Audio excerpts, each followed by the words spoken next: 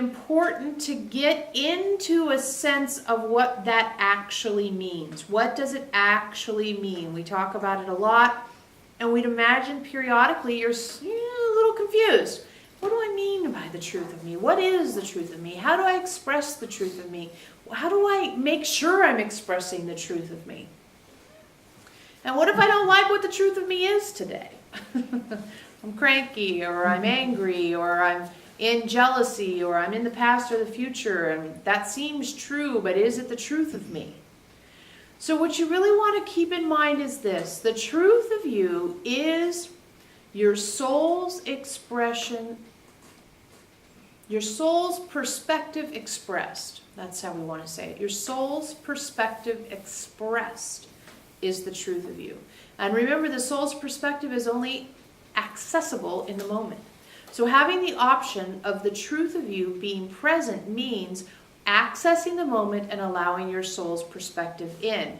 Now, if you're not sure you're actually getting your soul's perspective into the situation, another thing we would say to you is just be available to the possibilities. And that's why we've been talking over the past few weeks about uncertainty, because that helps you be in the moment and helps you be available to the possibilities, which of course is in a way of describing your soul's perspective.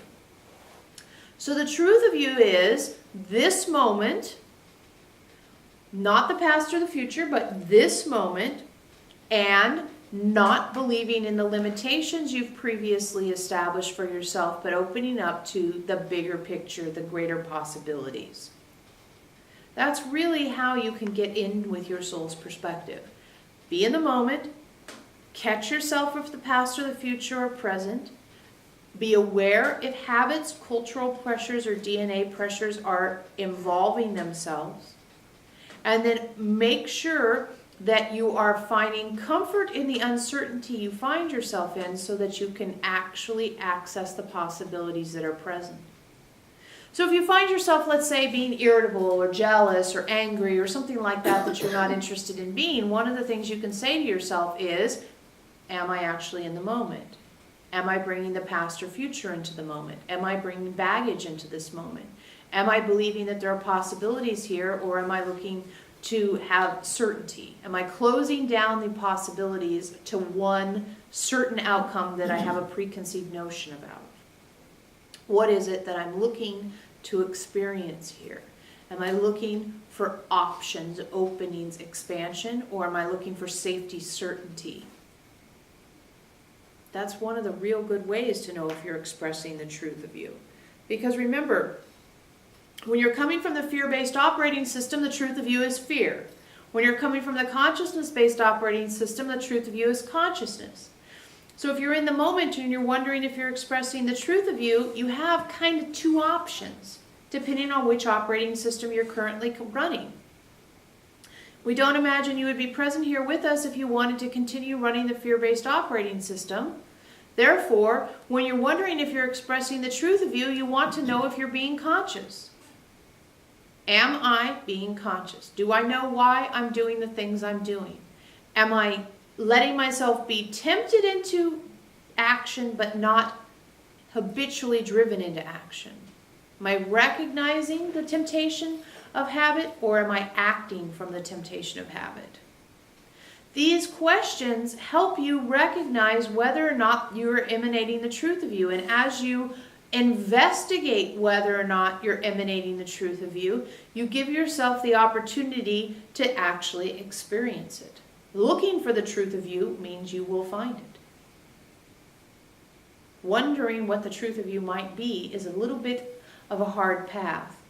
Because remember, the survival instinct wants to keep you small. So the survival instinct is more likely to not let you find the truth of you in an effort to keep you small than help you find the truth of you, because that's so much uncertainty, change, and confusion for the survival instinct.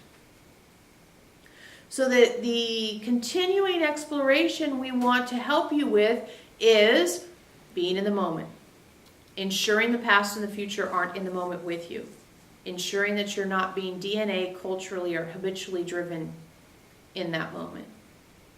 And then letting uncertainty be a place that you seek because that means infinite possibilities, rather than look for certainty, which is limitation, narrowing down, and oftentimes just repeating the patterns of the past.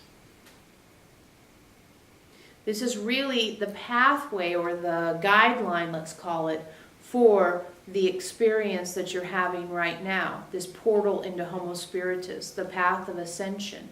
This is really the steps that we see, that we've outlined, that you can walk. So yes, uncertainty is the place you want to look for, but because of life and because of how life goes, you might not necessarily find yourself in uncertainty in a comfortable way yet. And you might find yourself in a couple other places. So that's why we reminded you tonight about, is the past or future here? Are DNA, cultural, or habitual pressures causing you to desire to act a certain way? And are you able to open up to possibilities rather than hide in limitation? It's pretty clear. And each of those